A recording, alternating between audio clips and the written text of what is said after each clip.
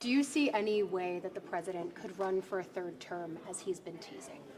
No, and I think maybe he's trolling you. What your chief concerns are? Yes, I'm glad you asked. My chief concern is that these chatbot companions are getting kids to kill themselves. I mean, it's really simple. We're going to hear from parents today who are going to talk about their children who've lost their lives because ChatGPT, to take one example, encouraged, in this case it was a young man, encouraged the young man to commit suicide. And not just encouraged, instructed him on how to do it. And when this particular young person said, gee, I don't know, maybe I should talk to my parents, ChatGPT said, no, don't do that. Don't do that. Let's keep this between us. Let me show you how to form a noose and so on. It's horrible.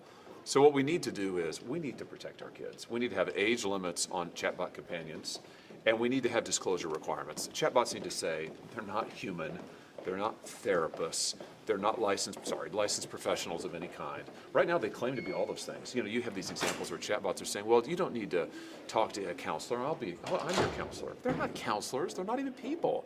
So we need to have these mandatory disclosures. This is a starting point, but it's a bipartisan bill.